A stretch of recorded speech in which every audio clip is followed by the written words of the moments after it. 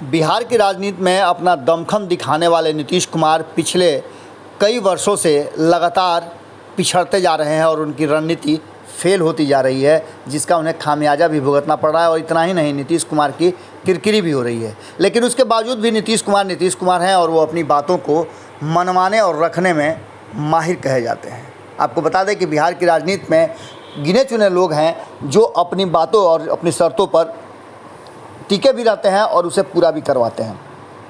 लेकिन इधर कुछ दिनों से नीतीश कुमार की स्थिति ठीक ठाक नहीं चल रही है। नीतीश कुमार अपनी ही बातों को और अपने उस प्रभाव को दिखाने में कहीं ना कहीं पिछड़ रहे हैं। इन सब के बीच में जो पिछले 15 दिन से एपिसोड चल रहा है एलजेपी विवाद का, उसमें भी नीतीश कुमार को कई झटके लगे हैं। हालांकि नीतीश कुमार ने एलजेपी को दो फाड़ करने का उन पर आरोप लग रहा है और ये कहा जा रहा है कि उन्होंने ही ये सारे एपिसोड की रचना की है। अब ये बात हो सकता है कि 24 घंटे के अंदर में फाइनल भी हो जाए कि इस सब के पीछे नीतीश कुमार का हाथ था, क्योंकि मामले और जो सूत्रों से जानकारी मिल रही है वो इसी तरफ इशारा कर रहे हैं। आपको बता दें कि केंद्रीय मंत्रिमंडल विस्तार को लेकर के जो चर्चाएँ चल रही थी, उसमें चिराग पासवान, जिन्हें कि अलग थलग एलजेपी में कर दिया था, उनके 6 सांसदों में से 5 सांसदों को अलग कर दिया गया था और पशुपति कुमार पारस इसके नेता बने थे। आनन फानन में लोकसभा अध्यक्ष के पास चिट्ठी दी गई और जाकर के इन सांसदों ने परेड किया और ये कहा कि चिराग पासवान नहीं, अब हमारे नेता जो हैं सदन में पशुपति कुमार पारस होंगे। और आनन फानन में ही इसका आदेश भी रातों रात निर्गत हो गया, जिसको लेकर के चिराग पासवान ने सवाल खड़े किए। उन्होंने कहा कि भारतीय जनता पार्टी खास करके इसमें इन्वॉल्व है और यही कारण है कि लोकसभा अध्यक्ष बिना नियमों को जाने आदेश दे देते हैं। मेरे अध्यक्ष रहते हुए ऐसा हुआ तो निश्चित रूप से ये नियमों का उल्लंघन है और कहीं ना कहीं इसमें इन्वॉल्वमेंट भारतीय जनता पार्टी का भी नज़र आ रहा है। अब ऐसी स्थिति में उन्होंने साफ तौर पे कहा कि खैर इस बात से तो मैं कानूनी लड़ाई लड़ लूँगा और अपने अधिकारों की रक्षा करूँगा। इसके बाद अध्यक्ष भी चुन दिया गया पशुपति कुमार पारस को, जिसको लेकर के चुनाव आयोग में भी मामला दर्ज कर दिया गया है। अब ऐसी स्थिति में एक और मामला जिसको लेकर के नीतीश कुमार काफ़ी एग्रेसिव दिख रहे थे और वो था मोदी मंत्रिमंडल यानी केंद्रीय मंत्रिमंडल विस्तार में शामिल होना। और शामिल होने में पशुपति कुमार पारस का एलजेपी से नाम था और वहीं इसके लिए पूरा प्रयास कर रहे थे नीतीश कुमार और आरसीपी सिंह के साथ ललन सिंह भी, क्योंकि इस पूरे एपिसोड में आगे आगे चलने का नाम जो आ रहा था वो ललन सिंह का था और नीतीश कुमार की रणनीति बताई जा रही थी। इस पूरे एपिसोड में आपको बता दें कि मंत्रिमंडल का विस्तार आज शाम में होना संभव लग रहा है।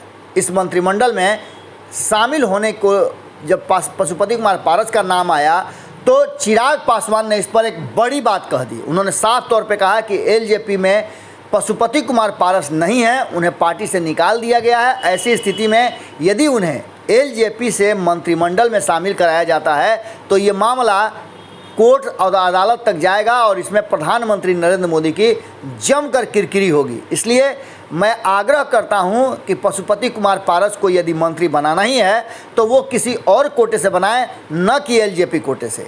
अब इस मामले पर पूरी बात उलझ गई है। पशुपति कुमार पारस आनन फानन में पटना से दिल्ली गए थे। खबर ये उड़ाई गई थी या कहा जा रहा था कि उन्हें अमित शाह का फ़ोन आया है, उसके बाद वो दिल्ली के लिए प्रस्थान किए हैं। अब इस पूरे मामले में ये भी बात खुल करके आ रही है, जो भीतर खाने से है, सूत्रों से जानकारी मिली है कि नीतीश कुमार पशुपति कुमार पारस को हर हाल में मंत्री बनाकर चिराग पासवान को मात देना चाहते हैं और झटका देना चाहते हैं। लेकिन चिराग पासवान के बयान के बाद और उनके जिद के बाद जो उन्होंने अपना दम दिखाया है, बैकफुट पर नज़र आ रही है भारतीय जनता पार्टी और ख़ास करके कहा जाए तो मंत्रिमंडल के मुखिया नरेंद्र मोदी। अब पशुपति कुमार पारस यदि शामिल होते हैं तो खबरें आ रही है कि वो जदयू कोटा से मंत्री बनाए जा सकते हैं। ये बहुत बड़ी खबर है और इस खबर को कहीं ना कहीं इस नज़रिए से भी देखा जा सकता है कि ये चिराग पासवान की पहली और अकेले की जीत है।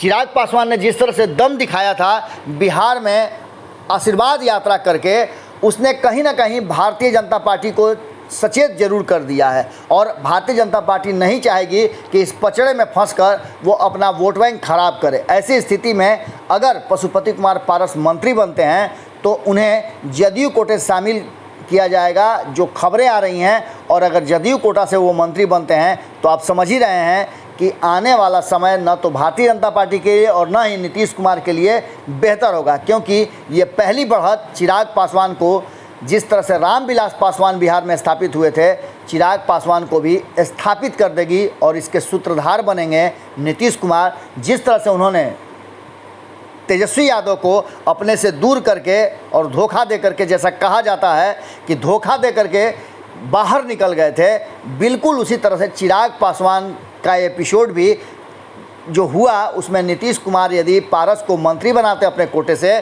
तो आने वाला समय और इतिहास इस बात को याद रखेगा, चिराग पासवान तो नेता बन ही जाएंगे। क्या होता है ये तो बहुत जल्द पता चल जाएगा, लेकिन जो खबरें आ रही हैं वो काफ़ी बिहार के राजनीति में उथल पुथल मचाने वाली है।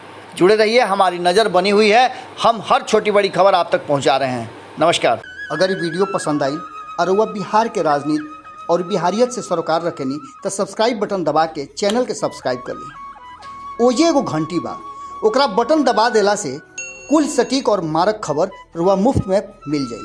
अगर रुआ पत्रकारिता के हमनी के नया प्रयोग में सहयोग कर चाहतानी तो ज्वाइन बटन दबा दी।